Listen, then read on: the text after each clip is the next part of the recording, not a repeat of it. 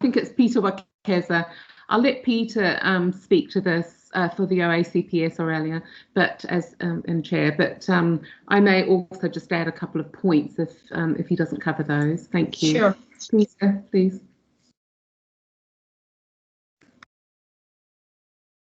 Thank you, Chair, for this opportunity. I just have a couple of questions on this presentation, very detailed and on a subject that I think is very key.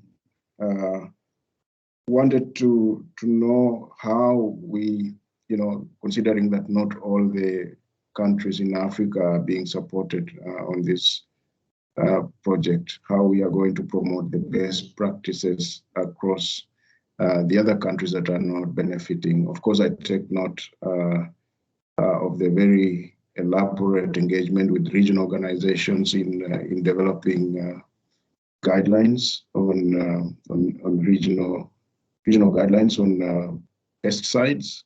And I would like to also have an appreciation of how we can extend best practices to countries that we are not actually engaged, whether we have specific communication tools that we can deploy to make sure that we have similar messages going out to even countries that are not supported, knowing that the problem of pesticides is a serious issue across all countries. And the second point, just to have an appreciation of of course, we already have a good idea of what the risk is with pesticides, but whether there is in this project or maybe in the earlier phases, whether there was an appreciation of just, the real risk and quantification of it, if possible, of pesticide usage and the kind of damage that it has on our ecosystems and health. So we have a good understanding of this scale of the problem. Thank you. Thank you very much. And Christelle, would you like to take the floor?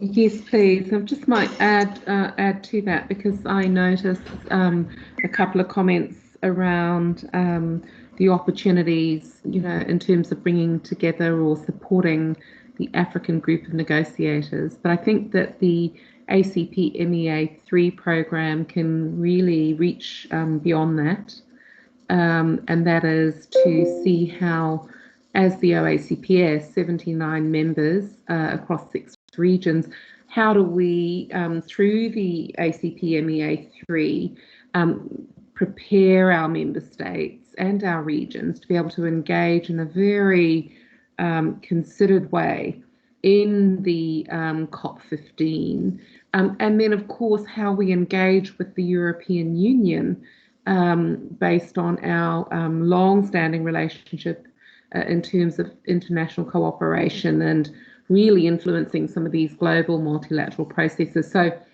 while I appreciate that this is really about this presentation, this segment has been on Africa, it'd be very good for us to keep in mind and front of mind how the overall program can really come together, how FAO and UNEP can work together, how FAO and UNEP can work with IUCN, and so on. So how do we actually bring this major investment by the European Union and the OACPS on biodiversity conservation and MEAs, to fruition in terms of the COP15. So that's just my own comment. It's not really necessarily a question, but something that we need to think about over the next hours, but then also how we organise ourselves over the next weeks and months. Thank you. Thank you very much, Christelle. We would very much welcome such a conversation with you. It's a discussion we had recently with our directors, and we discussed the possibility for following up with you and building on our partnership to work on the upcoming COPs, COP15 and COP27, which will be in Africa. I see that Stefan, you are requesting the floor, please.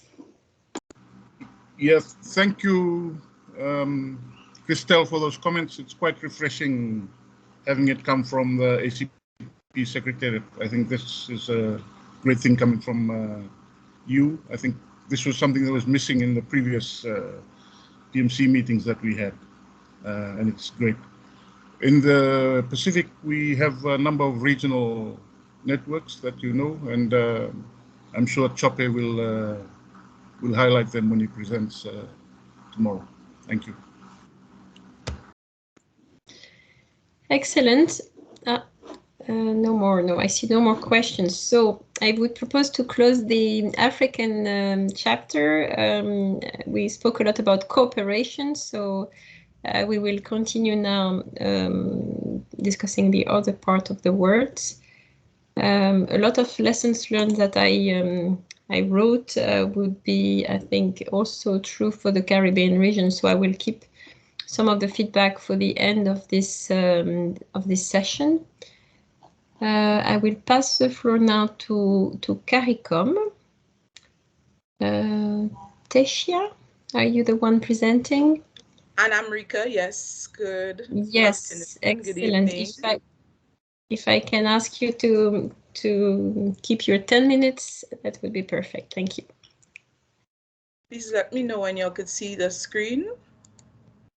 We can see the screen and we hear you well. Excellent. Amrika, over to you first. Thanks, Tisha. Good afternoon, everyone, again. And let me thank my colleagues in the other parts of the world. Well, I should say good morning to those in the Pacific and good night to those of you in Africa and in Brussels. By means of introduction, I just wanted to give an overview of how we see the ACP MEAs project fit into the overall strategic vision for the CARICOM region. And unfortunately, we didn't include our usual slide that we do talking about CARICOM. We're trying to stick to our 10 minutes, but just to say quickly, for those who are not familiar with the region, CARICOM is a grouping of 14 member states of the primarily English-speaking Caribbean. But for the purposes of this project, we have been working closely with our Spanish speaking colleagues who are within the ACP grouping. The Caribbean community is in the process of updating its regional strategic plan, which came to an end in 2019, but it's still in place until we have our updated plan, which will be a 10-year plan. And it is envisaged that the issue of environmental resilience and sustainability will continue to be a priority for our region's sustainable development. Specifically, this project serves as one of the key contributing factors to our envisaged outcome of strengthening sustainable management of the environment and natural resources across the region. Going forward, the work generated under this project will contribute to the implementation of our currently draft Caribbean Community Environment and Natural Resources Policy Framework. This policy framework, once endorsed by our CARICOM Ministerial Council, will serve as an instrument to strengthen and deepen the region's integration movement. Specifically, the ACP MEAs Phase 3 project will support the region's ambition to strengthen regional environmental governance through capacity building and policy dialogue, and in this case, on the biodiversity, chemicals, and waste conventions. Generally, I would wish to add, and Tisha will go into greater details, is that we have navigated into the digital world with this, with the project, given the COVID restrictions, which ground travel to pretty much to halt most of last year. It only started to pick up maybe after July of this year. And it's still very difficult for intra-regional transport. It's actually easier for us to get to Miami than it is for us to get to neighboring member states. But moving to the digital world has brought some benefits in terms of how we have been able to consult. As I said, CARICOM is primarily English speaking, but with the moving most of our activities online, we have been able to engage more persons from our Spanish speaking neighbors from the DR and Cuba. But that being said, that the political situation and the sanctions under which Cuba operates, those restrictions pose limitations for the type of platforms, online platforms that they can access, and that still limits our ability to bring Cuba fully on board into a lot of the discussions that we're having. And this is something that we plan to give some priority to in the coming year, to discuss how we can better use these newly found advantages of online consultation to better include our Spanish-speaking neighbors. So I'll hand over to Tisha there to give the bulk of the presentation. Thanks, Tisha. Thank you. And I'll just turn up my video for bandwidth purposes. Yes, so in terms of, okay, can't see the beginning, sorry. In terms of our 2021 snapshot of activities, we've tried to be very strategic in what we do, and strategic in terms of ensuring that we develop some information on the baselines of what is taking place in the region, in terms of ensuring that we coordinate with other regional agencies, as you could see, in terms of the CARICOM Minimata focal points, to ensure that we continue consultations and engaging them from the inception of the development of terms of references for activities to the implementation of training and other capacity building workshops. Also, we have with our partners under CITES, Haruka and Sophie, undertaken some activities with our focal points under the CITES to undertake capacity building assessments and information sessions. And from that, we are proposing the piloting of the ACITES with the Bahamas, which I will speak to a little further. Additionally, we want to thank UNEP for the collaboration in the SAPSTA and SBI briefings to our biodiversity members, negotiators, as well as the OECS as well, in terms of increasing our communication and visibility through the virtual exhibition under the OECS comms meeting that took place earlier this year. In terms of partners engagements, we've tried our best to partner, as one of the lessons and recommendations from the last phase, partner with a lot of our secretariats and other agencies. So we want to highlight the partnership of the EEB colleagues, Elena, Michael, and Rena, in terms of providing us with a lot of technical support input into our terms of references, action plans, as well as consultants engagements. We also been fortunate to liaise with the ACP FAO to have at least 2 semi-annual meetings and discuss opportunities where we could have joint messaging in terms of communication and visibility, as well as combined activities. We are in discussion to continue our biodiversity webinar series in 2022. As indicated, the CITES workshop was quite successful. From that, we're able to highlight some of the capacity needs of member states, which I will present on a little later under lessons learned. We also continued our visibility and invited UNEP, and BALA presented at the Caribbean Association of Science annual conference on the program, as well as we presented the ACP program under the chemicals and waste activity. And finally, we had the opportunity to highlight the biodiversity initiative and initiatives of the ACP project at the CARICOM virtual pavilion at the high-level dialogue on climate change, biodiversity loss, and nature-based solutions.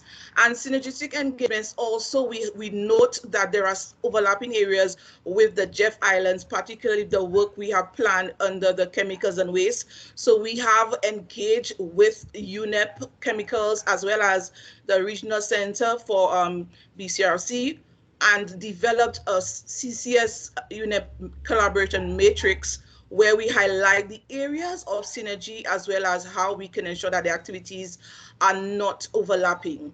And we were very pleased to support the youth, the Global Youth Biodiversity Network, in the intergenerational dialogue, where we had the opportunity again to share the insights, share the information provided by the experts from our previous webinar series, as well as continue some dissemination and support to the Clean Lighting Coalition, and some very useful information that was provided under the gaps, challenges, constraints in biodiversity implementation that UNDESA undertook with the Caribbean biodiversity negotiators. And finally, in terms of the internal programmatic engagements, we have tried to ensure that the ACP project is also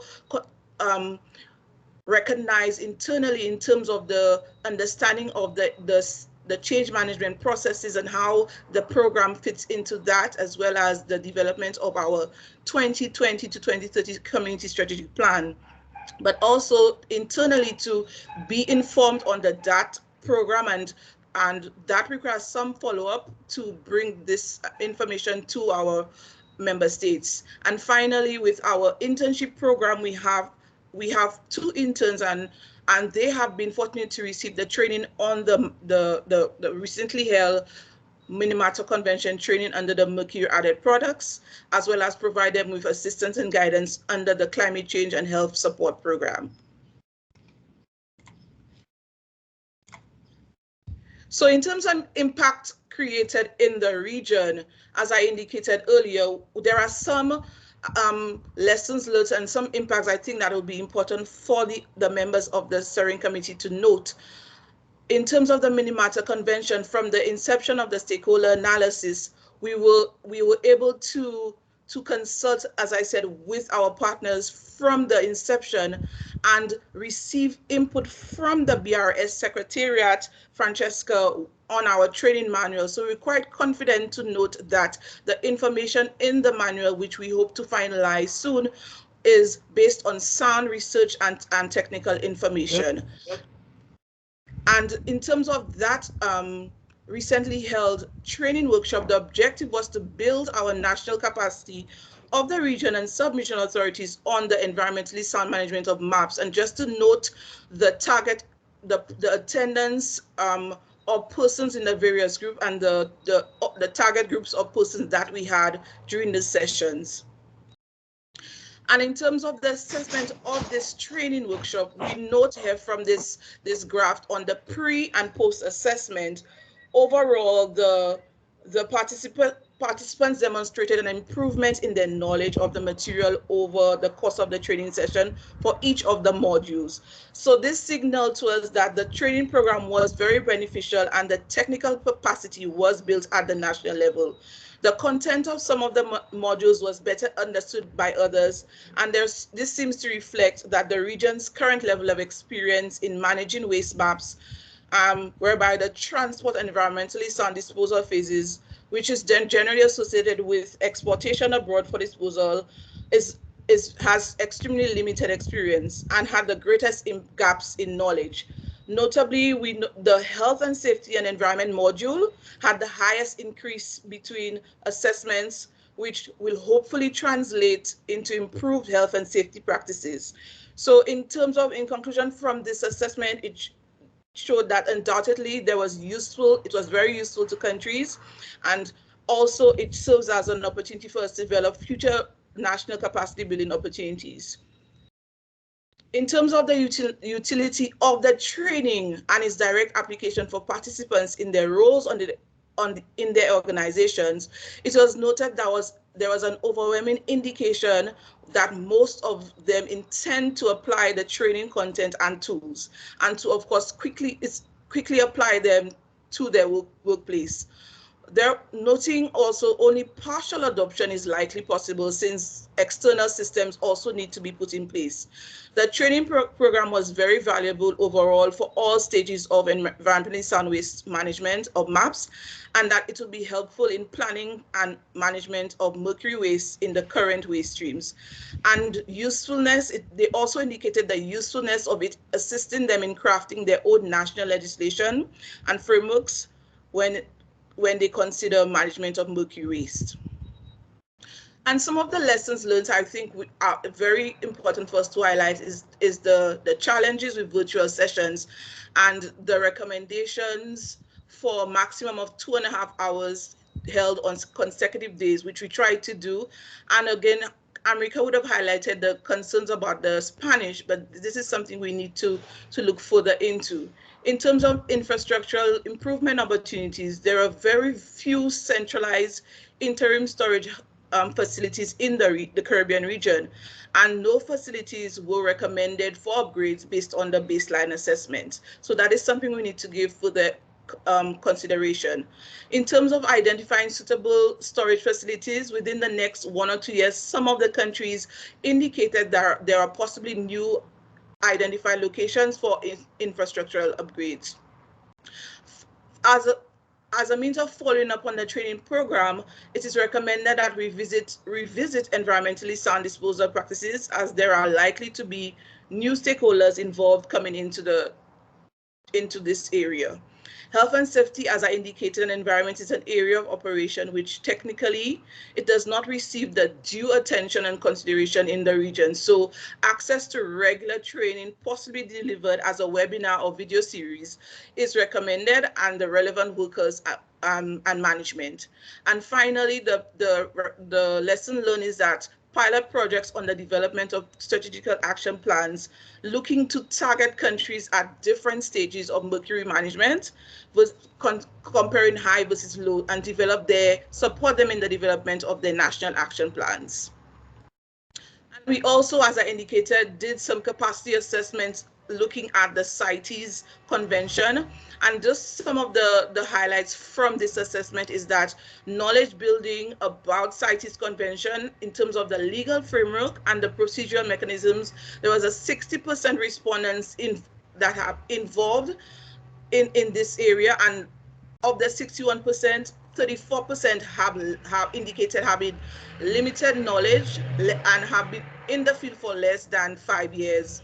And so that is something we need to look at as we move to implement some of the activities relating to the CITES convention. And in terms of the electronic management permits, there are no legislations currently adopted. However, the Bahamas has conducted a feasible study, which is why we are recommending the pilot of an electronic CITES certification system.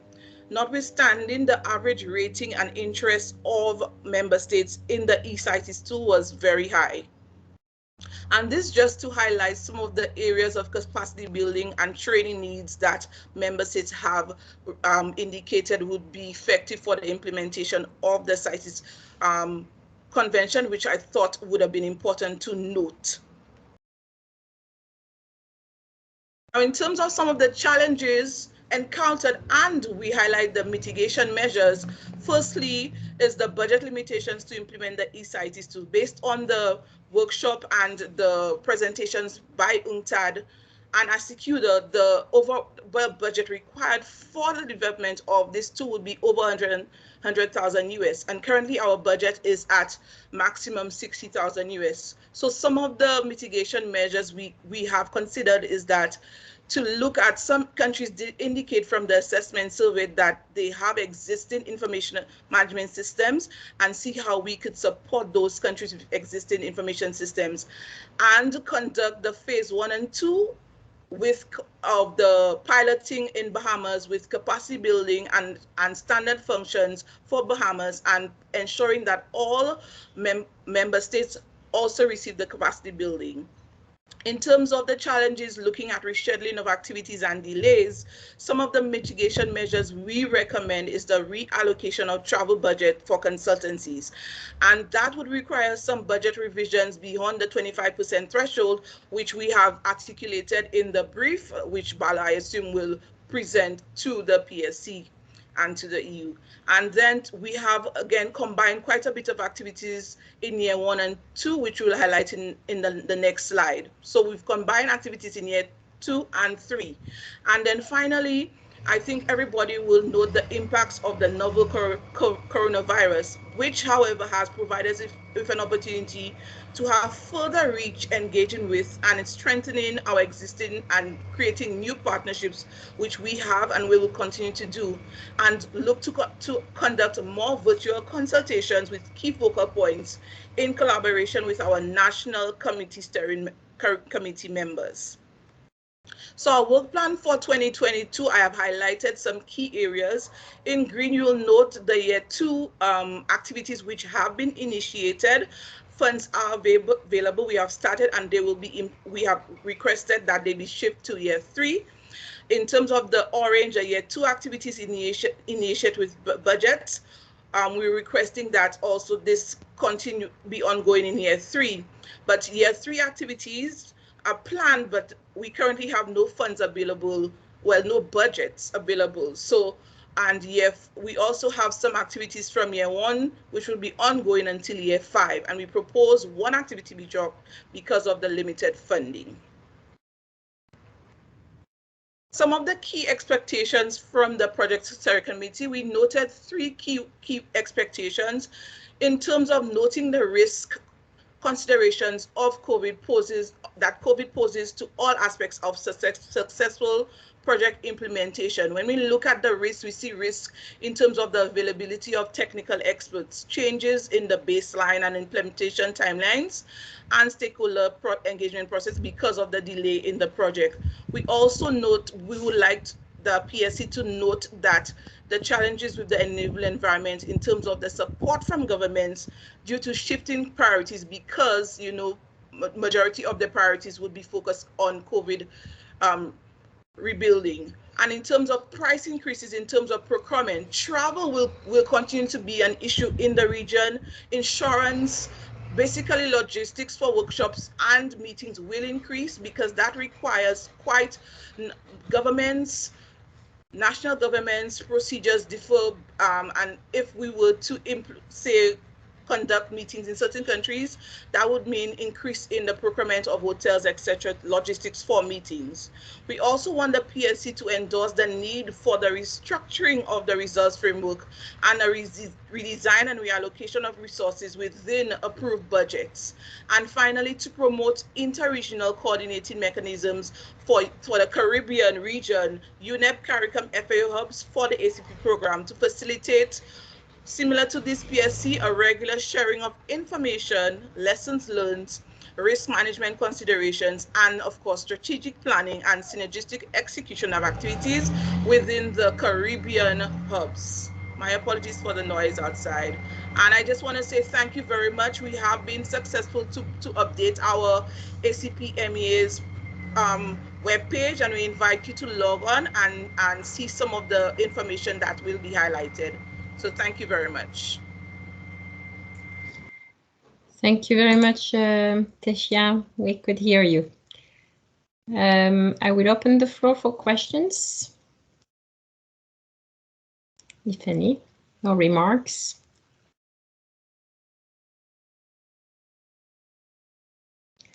Thank you anyway for sharing your experience on training and capacity building. Fully understand the issue you mentioned on the impact of COVID. I will pass the floor to my colleague. Would you like to comment? I see you on the screen. Yeah, just 2 quick questions. And first of all, to thank you, Tesia, for the very clear presentation. Since it is my first time to participate in this project steering committee meeting, I wanted to know, in terms of the Mercury, the Minamata Convention, how many countries in the Caribbean have been able to transpose this into their national legal frameworks? Because I mean, this is one of the key areas of our work in this program. If you could help us with that. And then on the second point of CITES, I mean, following your assessment, there is a great need for you to go into this area to support member states to implement the CITES convention. But then I didn't seem to see that in your 2022 program of work. So I thought maybe there's a gap. You can explain to us about those 2 points. Thank you. Thank you very much, Peter. I see a question also from Sophie, and then we will listen to the response. Thank you very much. And you hear me well? You hear me well? Yes. So I just wanted to thank for the presentation and also Sophie says some echo that was just raised about the follow-up activities, in particular, given that the CITES has its Conference of the Parties in Panama in November next year. We think it's important that the region be prepared for that, and if there is anything we can do to work with CARICOM, we're welcome. We're open to that. And I also understand that there was some follow-up activities planned, in particular with Bahamas, that I must admit I missed in the presentation. So perhaps Tasha can repeat that. Thanks. That's all. Thanks. And if I may, Chair, just a very quick comment. Yes, Just a very quick comment from me, and thank you again to CARICOM colleagues for their presentation. There was a particular slide at the end of your presentation on expectations, and some of those points I think are quite generic, like not generic, but probably apply across the program, across the ACP MEA 3 program. And so I just would recommend that your presentations be shared with Bala and with Kiman, so that we can maybe take all of that together tomorrow, or at a later time when as PSC members that take these decisions provide guidance can really look at these, because I think that all of these different expectations clearly need to be considered together and on balance. So just a more general comment. Thank you, Chair. Thank you very much. If I may respond, can I respond? Yes, Lucia, can you respond to that, please? Yes, thank you so much. I just wanted to respond to two of the, in terms of the question about the national, in terms of the Minimata and the national implementation. What we will be doing in this phase, which has already been initiated this year, is to conduct national inventories of those systems to understand exactly what exists at the national level. So the follow-up activities to what we have done is to develop national inventories for the hazardous waste. So from that, we'll get an understanding of what exists on the ground. And in terms of the Bahamas, the follow-up to the Bahamas CITES, based on the limitations with our budget, Sophie, we will be moving ahead, and we will be engaging with you as also to have further meetings with the Bahamas, following the review of their feasibility study to undertake the ACITES system. And that will be done in 2 phases. So that we will be elaborating on in year 3, as well as looking to do further work, which we had discussed before, on the legislative aspects of the CITES implementation for some of the countries. So thank you very much. I just wanted to highlight those 2 points. Thank you.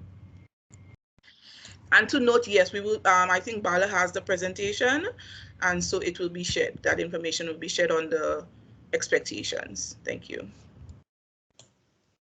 Bala, do you want to complement? Yeah, just 1 minute intervention is that yes, all the presentations will be shared, but then we just wanted colleagues to complete their presentations, because as you know, sometimes they may want to have a last minute change in the presentations. But we have received all the presentations prior to the PSC, so it will all be shared. Number 2 is that all these suggestions in terms of revisions or combining activities and budget related inputs we have already received from the partners in terms of presentation to the steering committee, quite elaborate. But of course, we may not have time to discuss all of those details during the meeting because of short timeline. But we've already compiled that information, but we were planning to share it as of yesterday or or 4th, but unfortunately one of the partners requested us to wait to provide their inputs, which just came in today. So we've consolidated some of those inputs already and we'll be sharing it with you after this meeting. Thank you. That will certainly help us to look a bit more in detail. It's a lot of information with various degrees of detail, so that would be very useful. I have to apologize because we are late, and so I will leave the floor now to the, I was looking at how to gain a bit of time, to the Cartagena Convention. Christopher, yes. I will really ask you to do fast, and now I will show this sign when you have 3 minutes left, and I'll be ready to be a bit tougher on timing. Yeah? Please, the floor is yours. Thank you so much. I'm seeing, oh, it's using the PowerPoint live version, which is a little different. So let me see if is everyone seeing the presentation now? Thank you so much. And yes, good morning, good afternoon, good evening, good night, everyone. Certainly it's a pleasure on behalf of the Cartagena Convention Secretariat. My colleague is here with me, Ms. Ileana Lopez, who manages our Marine Biodiversity Program. I manage the Marine Pollution Program and also our communications work, and also wearing a hat of officer in charge. So let me see if I can move quickly through the presentation. As with our other regional seas colleagues, our areas of focus really cover 4 major themes. One dealing with regional ocean governance, one dealing with marine protected areas, specifically marine biodiversity, one looking at the development and implementation of regional strategies, action plans relating to marine pollution, but with a specific focus on plastics, nutrients, and domestic wastewater, and then a thematic area focusing on communication, outreach, awareness raising, and sharing of best practices and experiences. In terms of just a bit of our activity snapshot for the 2021 period, I am not going to go through to all of them, but we do have activities that focus on the governance.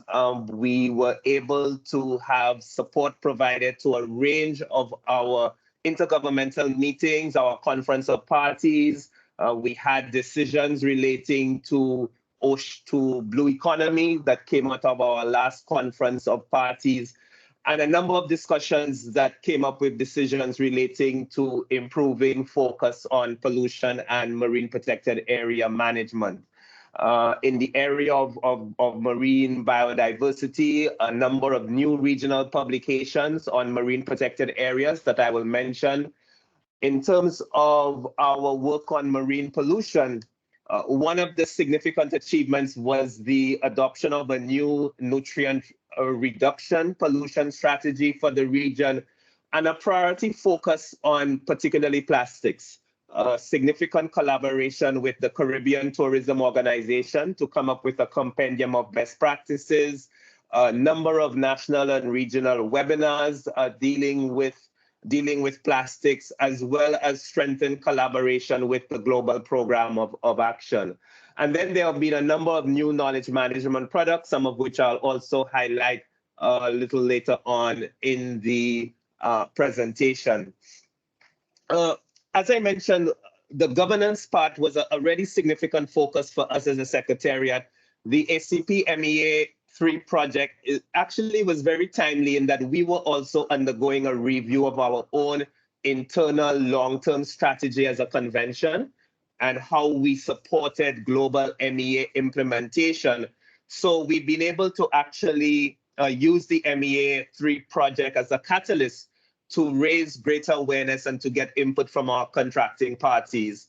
As I mentioned, the aspects of marine pollution, waste management, a lot of the work this year also went into dialogue with our contracting parties in terms of on-the-ground activities.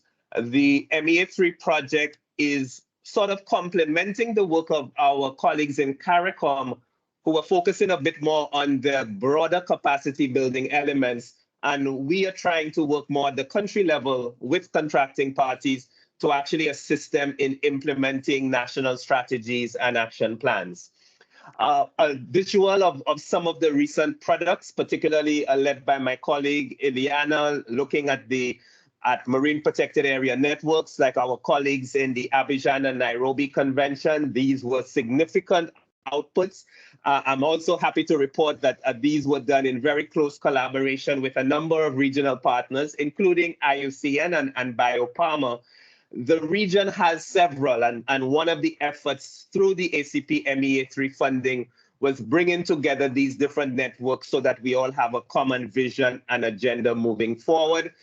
Two more of the outputs are presented here in terms of a management effectiveness framework for marine protected area management, and working along with other regional agencies, again with project support, to come up with manuals that will serve as guidance for marine protected area practitioners.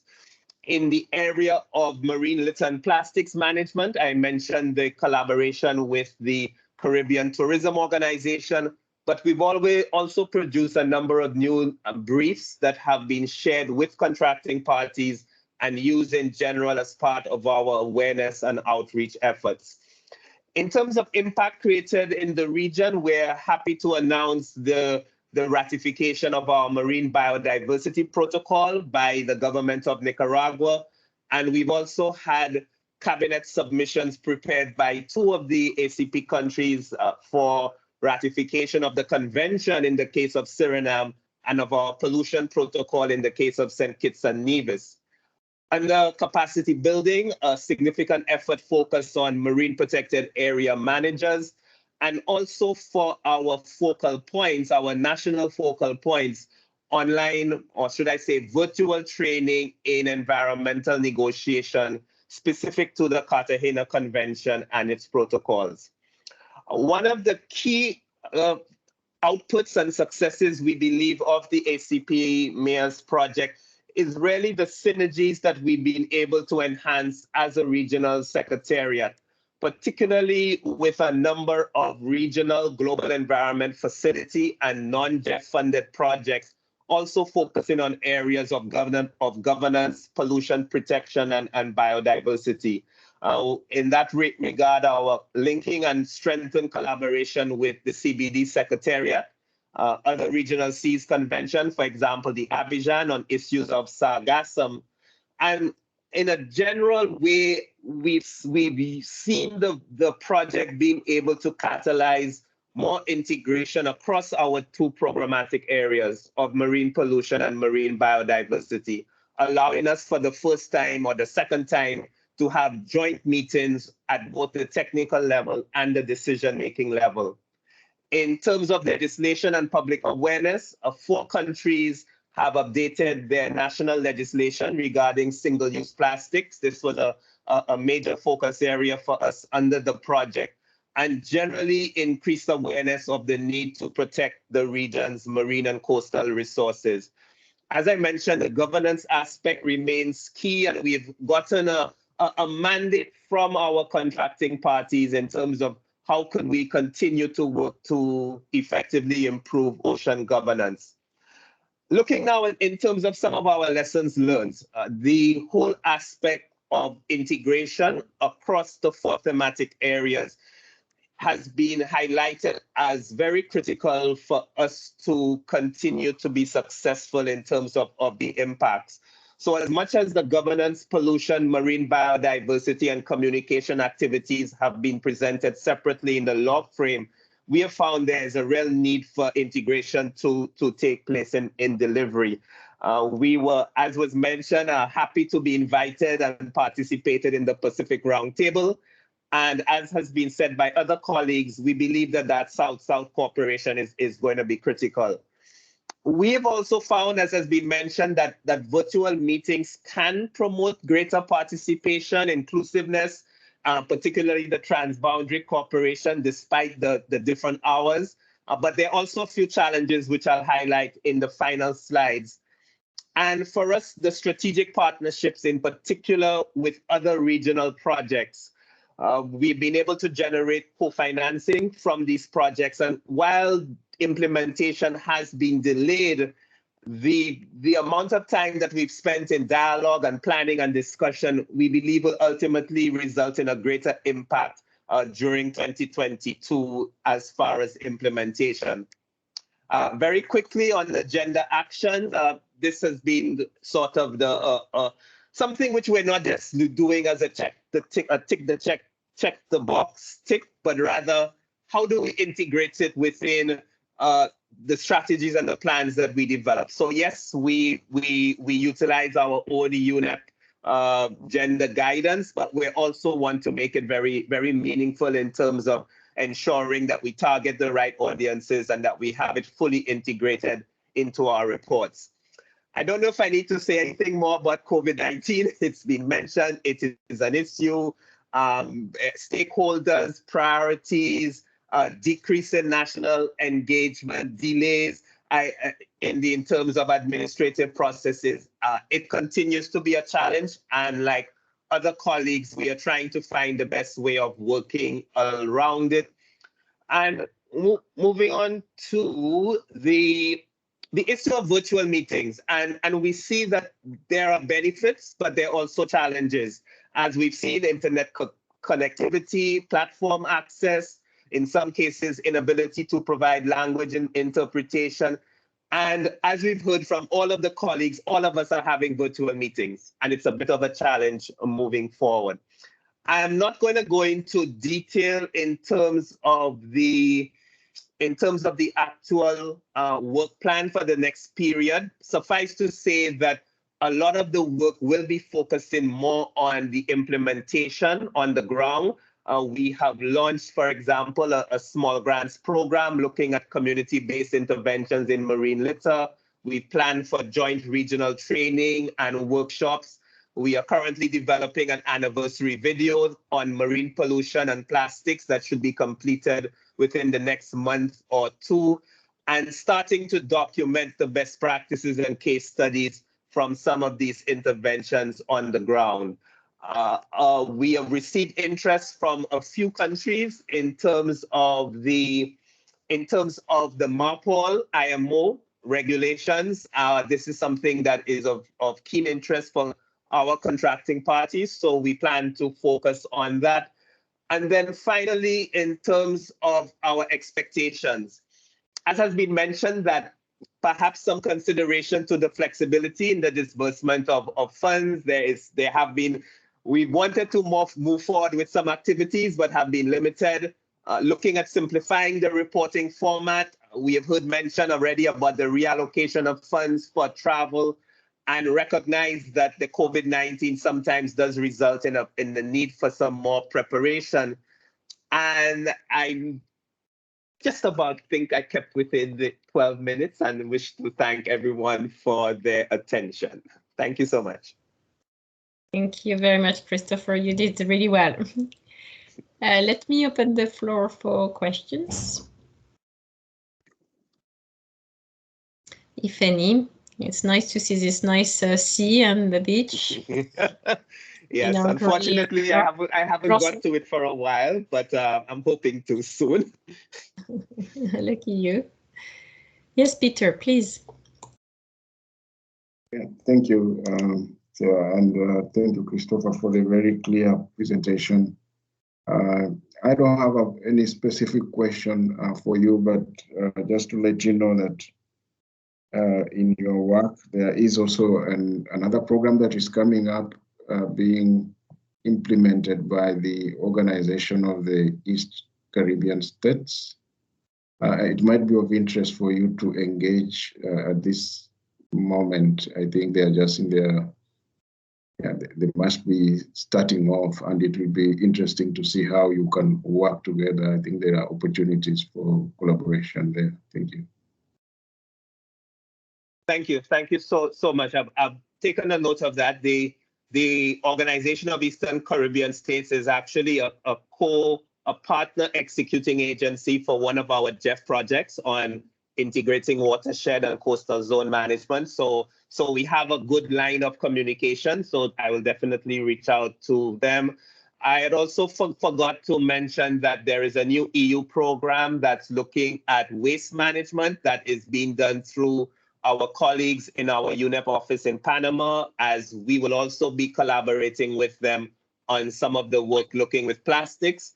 And we have a new German project that's starting on plastics management as well. So there are a lot of things we are trying to connect, and we really see the ACP MEA program as forming a bridge between many of these regional projects and activities. But thanks so much. I've made a note of that moving forward. Thank you, Christopher, and your picture is great. We also see the programs as making the bridge between different actors and different programs, and I would really invite you to be in touch with our delegations as well. As part of our future programming, we will have a lot of activities relating to waste management, regarding to pollution, but also ocean, coastal area, biodiversity. And so there will be opportunity to create further synergy with what you are doing. Thank you. And so last but not least, I will give the floor to FAO, to Thérèse, for the last presentation. Thank you. Thank you, Aurélie. Can you hear me well? Yes, really well. Yes. Okay, great. I will share my screen, and Aurélie, please feel free to give me a verbal cue if my time is getting short, as sometimes when I share my screen, I won't be able to see your fingers. So feel free to interrupt me if necessary. Can you see my screen well now? Yes. Well? Okay.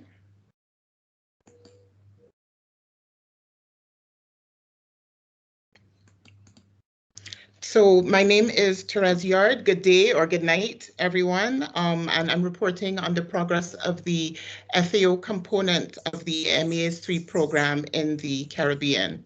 The focus country for the Caribbean region is St. Lucia, and the program is intended to scale out directly to other countries, 5 other countries that are, like St. Lucia, members of the Organization of Eastern Caribbean States. So those are Antigua and Barbuda, Dominica, Grenada, St. Kitts and Nevis, and St. Vincent and the Grenadines, but also to scale out to other Caribbean ACP countries via regional organizations with a wider reach, some of which I will mention later on in the presentation. To go into a snapshot of our activities in 2021, I must admit that our implementation in the region and in St. Lucia was a bit hampered by some of the challenges that Kiman would have mentioned in her presentation earlier today. Nonetheless, we managed to successfully complete our inception phase. We held a series of virtual national inception workshops with a variety of stakeholders in St. Lucia and in the Caribbean. And as a result of that, we finalized our work plan, had it endorsed by the government of St. Lucia, and had a cooperative program agreement signed with FAO for implementation. A national multi-sectoral project steering committee was formed. One meeting was held in the reporting period, and the second meeting was held just last month.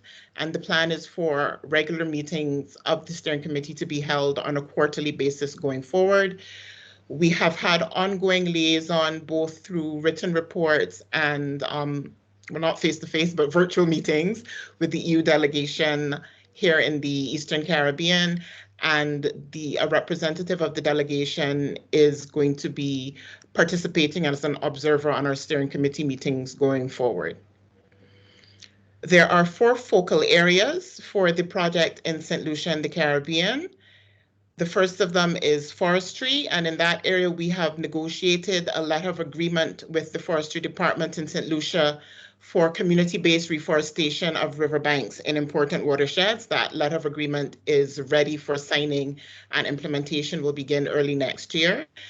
And that's an activity that targets a number of areas. It looks at biodiversity management, it looks at the protection of riverine ecosystems, it looks at enhancing ecosystem services based on water, providing water, and it also includes a focus on replanting with native trees and native fruit trees. So it's also an agricultural biodiversity initiative. The second focus area is in the cocoa sector, the enhancement of the cocoa sector in St. Lucia, and the establishment of good practices and lessons learned from that can be shared with other Eastern Caribbean countries, where there is a general interest in developing the fine cocoa Caribbean sector, the Caribbean fine cocoa sector. So we began compiling national data for a gender-sensitive value chain assessment of the St. Lucian cocoa sector, and based on that, we'll be developing an upgrading strategy and delivering capacity building to stakeholders in the sector to improve the sustainability, both environmentally and economically, of the sector. The third focus area is that of agrobiodiversity, or plant genetic resources for food and agriculture, and we are now in the process of procuring a national consultant to carry out a baseline assessment for the management of plant genetic resources for food and agriculture in St. Lucia, on the basis of which we will be developing a national strategy for the management of PGRFA. And I believe this is one of the first strategies in the Eastern Caribbean, if not the first. And this activity, as well as activities on forestry, drew heavily on priorities that were established in MEAs too, through the work that the CARICOM Secretariat did on a biodiversity strategy for the region. And finally, the fourth focal area is on pesticides management and control, and we have initiated discussions with the St. Lucia Agricultural Extension Unit for the delivery of a series of farmer field schools to improve farmers' responsible management of pesticides and to facilitate their adoption of ecosystem-based and ecosystem-friendly approaches to climate-resilient agriculture. In terms of the impacts that have been created in the region as a result of what we have been doing under the project so far, it's been an excellent means of fostering cross-sectoral information sharing and collaboration via the inception workshops and via meetings of the National Project Steering Committee. The program has done a lot to raise awareness of and interest in managing certain threats to ecosystems and sustainable production. One of these relates to the use, management, and control of highly hazardous pesticides and the potential impacts both on ecosystems and on trade with trading partners from the region. And there's also been a great interest in the work that's been done through the regional working groups on assessment and mitigation of pesticide risks to pollinators and consideration of how the management of such risks requires sort of special considerations in the context of small island developing states in the Caribbean. The program has also been an excellent opportunity to leverage the support and expertise of regional institutions who are really excited about the opportunities that the program gives them for interventions in St. Lucia and across the region on specific focus areas. Particularly the Caribbean Agricultural Research and Development Institute is very interested in the work that we'll be doing on agrobiodiversity and PGRFA. The Cocoa Research Institute, which is a global institute based at the University of the West Indies in Trinidad and Tobago, is very excited about working on cocoa sector enhancement in St. Lucia as a part of overall regional cocoa sector enhancement. And the coordinating group of pesticides control boards of the Caribbean, which was a key partner in phase 2 of ACP MEAs, continues to have a strong interest in the work that the project is doing on pesticides management and control. And of course, as Tisha mentioned in her presentation, it has also been an opportunity for us to develop joint actions with regional MEAs partners. So in 2022, we are planning to deliver with the CARICOM Secretariat a series of regional webinars on biodiversity, preparing and informing the region about the post-2020 biodiversity framework. In relation to gender actions, a specific effort was made during the inception phase to include women in agriculture in our national consultation. So for example, representatives of the St. Lucia branch of the Rural Network of Women Producers of the Caribbean. Our PSC, our Project Steering Committee nationally includes 50% female representation. We have designed activities very much with gender imperatives in mind. So for example, you may recall that I mentioned that the value chain assessment for cocoa is intended to be gender sensitive. And that's because we have noticed that there is sort of clear divide in divisions of labor between men who tend to be more involved in cocoa farming and women who tend to be involved in, excuse me, sort of small scale cottage industry level cocoa processing. So we made sure that we designed interventions that would address the concerns and the needs and the priorities of both these groups, as well as to facilitate dialogue between them. And we have made sure to incorporate specific reference to the gender imperative in our agreements with government agencies. So inclusion of women farmers, thank you, women farmers and women producers, and ensuring that there's gender representation and gender inclusion in activities that they deliver in partnership with us. In the next period, we'll be looking in the forestry sector at implementing the community-based revegetation of riverbanks. That will be preceded by training for forestry officers in participatory methods for forest management. In the cocoa sector, we will have completed the value chain assessment, and we will be liaising with the recently established government cocoa sector working group to identify future training priorities, under this program, training priorities for producers and processors. In agrobiodiversity, based on the baseline assessment, we will be able to support submission of St. Lucia's third country report to the International Treaty on Plant Genetic Resources for Food and Agriculture, which has been outstanding for some time. And we will have completed development of a draft national PGRFA conservation and management strategy and action plan. In the area of pesticides, we'll be delivering a series of farmer field schools, as mentioned, based on a letter of agreement with the Ministry of Agriculture and their extension unit. Regionally, we'll be working on delivering those joint webinars with the CARICOM Secretariat, and in terms of communications and visibility, we'll be preparing a number of baseline video interviews with stakeholders, as well as a brief video that we can share with our partners and with beneficiaries in St. Lucia to give an overview of the program and its activities in St. Lucia. And that is it for my presentation. Thank you very much. I'd be happy to take any questions that may arise. Thank you. Perfectly on time. 10 minutes. Thank you, Therese. I open the floor for questions.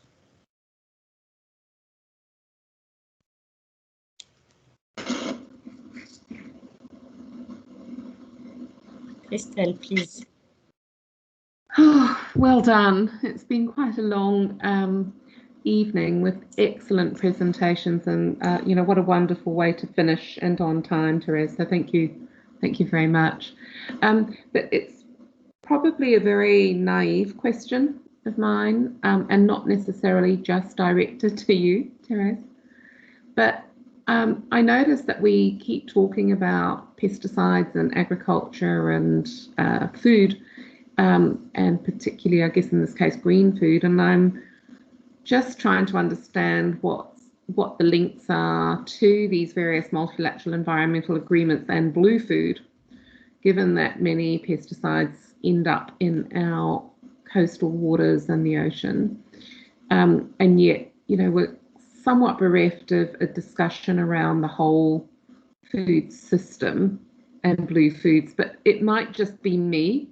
And so I apologise if I'm just asking a very naive question, but I do realise that particularly for many of our coastal states, and of course we've been talking about MPAs and a whole range of other things, ocean governance and so on, that we seem to be not necessarily making those links, but they might already be being made. It's just that you're kind of being a little bit more all-encompassing and just calling agriculture, including both blue and green, both on land and in the ocean. But I just sort of find it rather missing from this discourse that we're having.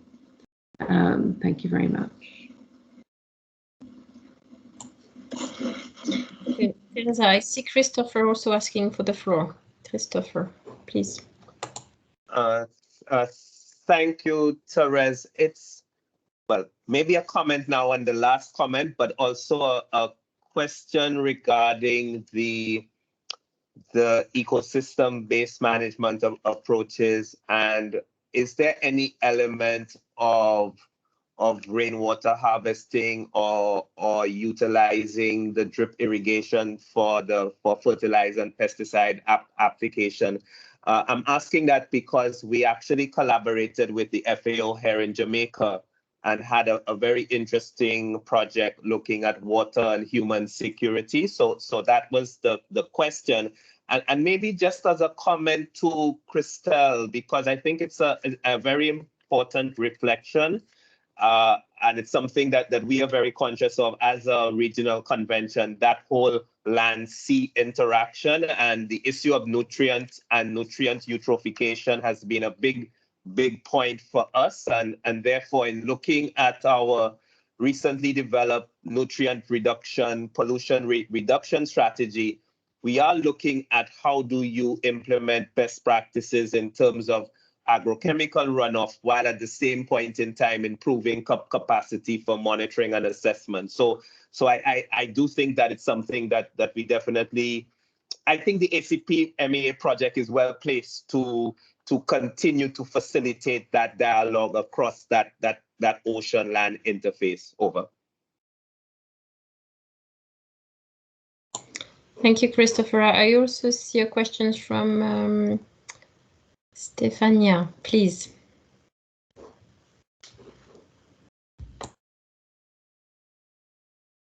Thank you, Orly. I just wanted to react a bit to Christelle's comments, which I think were really good, because there's a lot that happens within our convention space, and by that I mean New Mayor Convention, that happens through other sectors or agencies' mandates. One of the last things I'm doing as head of UNEP in the Pacific is to try and conclude our MOU with the SPC, specifically because of the issues that Christelle raises. Right? We only have a MOU with UNEP at the moment, but when you look at the work that happens in the region, there's a lot that happens in those other sectors, both good and bad, that we need to be involved with. And the way that we've chosen to address it is through the New Mayor Convention, which covers the entirety of everything that goes into the marine environment. For a long time, I think we've underutilized the convention, we've underreported, we've undermanned it, and that's something that I'll make a priority when I move over to Spain. Thank you. Thank you very much. We will certainly cover that tomorrow as well. Therese, please. Thank you, Orly. So in response to the question and the point raised by Christelle, I agree with Christopher. It is an excellent point. And I was going to respond by saying that, of course, in small island developing states, there is a strong sense of awareness that everything that happens on land impacts the sea. And so the understanding is that, you know, if we improve the management of pesticides on land, it will also have a beneficial impact in our coastal and marine environments for foods from the sea, so on and so forth. But I did realize as I was thinking about that is that I don't necessarily know if that is part of the message that we try to communicate to our stakeholders on land. So sort of the technical officers are aware of that, and our discussions with that have flagged that as an issue, but I don't think it is a factor that we have included in our training and our outreach to farmers in sort of the ridge component of our ridge to reef approaches. And so I think that point is well noted, and I think there are opportunities then for us to liaise with the Cartagena Convention, who I know have been doing a lot of work on land-based sources of marine pollution from agriculture, and see how we can incorporate that in as a specific unit in our training to raise awareness of that issue. Chris, in terms of the specific components so far of the farmer field schools, I'm not in a position at this time to answer that question, as we are still working with the ministry to kind of identify the sequencing of the field schools and the various priorities that will be addressed, but they are intended to be climate resilient. And it is the case that climate resilience, a lot of the focus on climate resilience in the Caribbean has to do with water management, which has been identified as a priority for St. Lucia in their climate change adaptation strategies for both agriculture and water resources management. So it is quite likely that those components will be included in the program. And there was some passing reference to the use of drip irrigation and promoting the uptake of drip irrigation to the farmer field schools. But the details are not yet established in discussion with the extension unit in the ministry. I hope I answered all the questions. If not, please let me know. Yes, thank you very much, Therese. Thank you. I see no other points. No, Christopher, no. I see no other requests for the floor. So I think we are ready to close this first day. I would like to warmly thank you all for participating to the discussions, to the rich discussions, and also to keeping the time with this marathons. It's not easy. I think it's been a rich discussion with a lot of outcomes, and we've been learning a lot of what's happening at the national and regional level. Just to name a few, of course, we fully understand that COVID has been an important factor, bringing a lot of delays and complexity on your activities. We take good note of the requests that you are making, and we will analyze them, of course, and come back to you. We see a lot of opportunities in terms of improvement of creating synergies between FAO and UNEP, between the convention, the South-South cooperation that you mentioned, and we would really support that. Also opportunity to make links with other initiatives or programs that we support.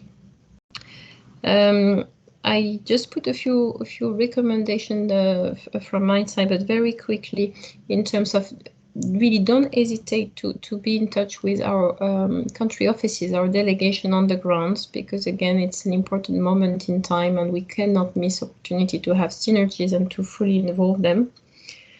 Think about ownership. There's a lot of activities which are based on producing recommendations, organizing trainings, but how will this last, you know?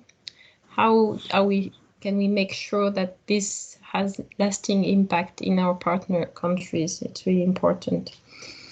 In terms of communication, some of you mentioned the production of communication tools. I mean, this is fine, but I tend to repeat that for me, it's more important that you engage with people like MEPs, journalists, young people, and not so important to produce communication goods, but this is a small thing. So on this, I would pass the floor to my other partners in this adventure, if you want to have a few remarks. I see Christelle, I see Gu, and Kim Han. Who wants to start? I'll start because I'll be very brief, but just really to thank you, Chair. Thank you, Arlie, for steering us through the last few hours so effectively and efficiently. It's not an easy task, so I have got quite a bit to live up to tomorrow.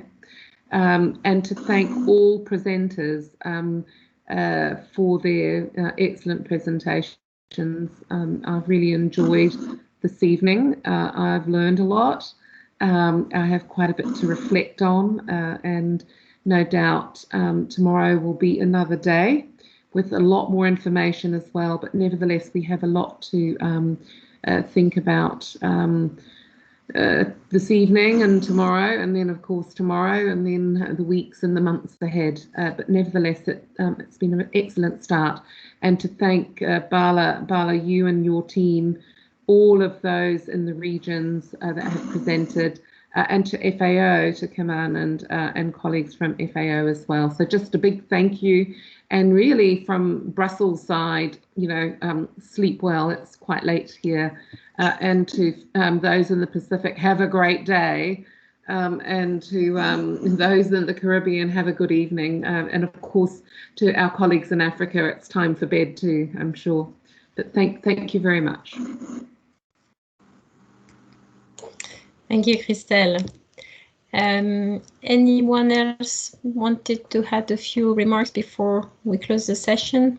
And of course, I join you, Christelle, to thank Bala and other colleagues for the organization, and thanks partners for their active participation. Yeah, I see Kim Han, please. Thank you. Very briefly, I just wanted to thank all of you for the constructive feedback that we've received so far. There's a lot of food for thought, and I look forward to the discussions tomorrow and building on those on the reflections that were made today. So thank you very much for again for the positive meeting. Thank you. So we convene tomorrow, same time. Any other information from you, Bala, to share? Yes, just to sort of mention that tomorrow we will cover the Pacific region to start with, and before that we will have a short presentation on the Samoa pathway component of linking with the ACP MEAs 3 element of it, just more like a formal launch of the document, but more importantly, Pacific region, followed by our colleagues from the MEA secretariats. We have CBD, CMS, CITES, BRS, Minamata, who will also be making a presentation, and followed by a colleague from the European Environmental Bureau, and then we will have a discussion. But as I mentioned, that all the presentations will be shared, as well as the inputs we have received from colleagues, which sort of will compile, because we've received the last one just about when we were starting this meeting. So we will compile everything, and then we'll share with you before the meeting tomorrow, so that may not have time to reflect on all of them during the meeting, but certainly it'll be useful when some of us will reconvene after the project steering committee meeting to make any recommendations or take any decisions. So certainly a big thanks to all the colleagues, because we've been working with all the partners for at least 3 or 4 weeks in preparation for the steering committee. And thanks for your inputs, thanks for your comments on the agenda. And I'm glad that we had a great start, and I hope we'll have a great conclusion also tomorrow. So have a great evening, great good night, great day. And thanks a lot, Aurelie, and also all the colleagues for your patience and staying, even if it has been a little late. Thank you very much. Thanks to all. See you tomorrow. See you. Good night, everybody. See you tomorrow. Good night. Good night in Nairobi. Night. Good night. Bye, everyone.